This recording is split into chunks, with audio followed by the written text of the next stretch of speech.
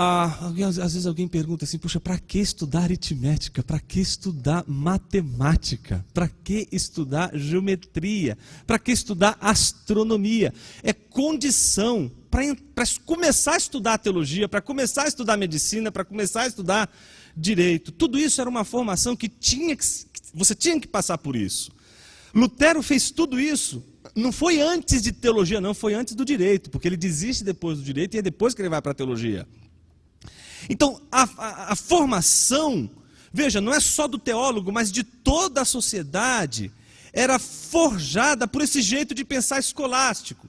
E veja, note que o trívio e o quadrívio, se você prestar atenção nele agora e olhar para ele, você vai perceber que o grande apelo dele é para que faculdade do ser humano?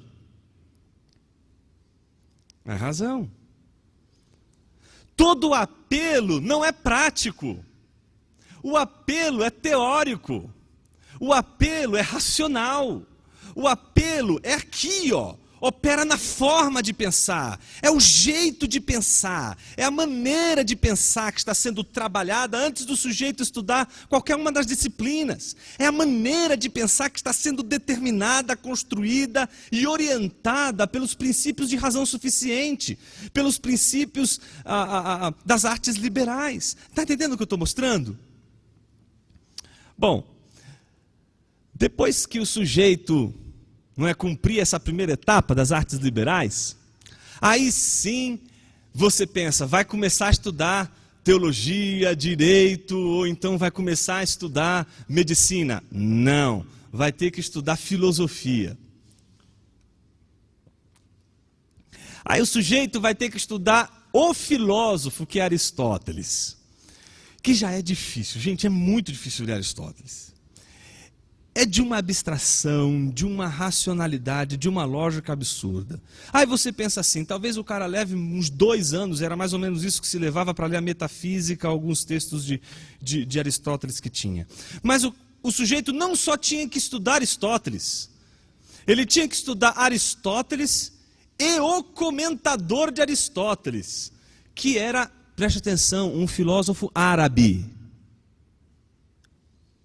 que era de uma origem árabe, que recebe toda a estrutura de pensamento aristotélico, o jeito de pensar de Aristóteles, e traz esse jeito de pensar de Aristóteles para o contexto do islamismo.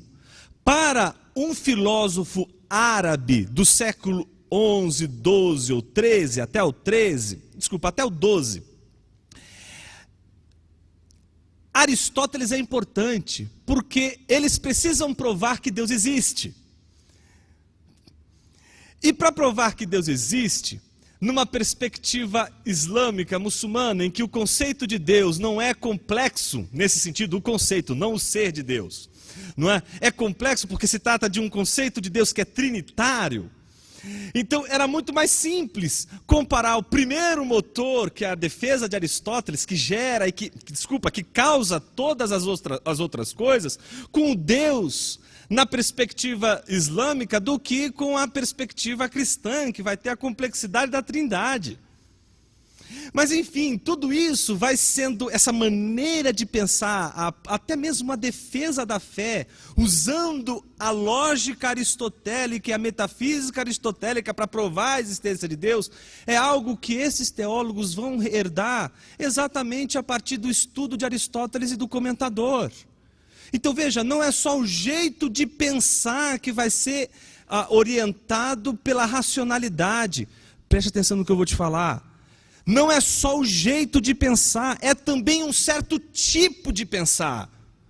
Não é só a maneira de pensar que é orientada para a racionalidade, mas é um tipo de pensamento orientado para a racionalidade, que é um pensamento de corte grego, portanto aristotélico, e também, obviamente, islâmico, por conta dos comentários, obviamente jamais neutros, não é? Dos filósofos árabes, em especial de Averroes. Aí você diz assim, ufa, já estudamos as artes liberais, já estudamos o filósofo e o comentador, e agora? A gente vai poder estudar teologia? Sim,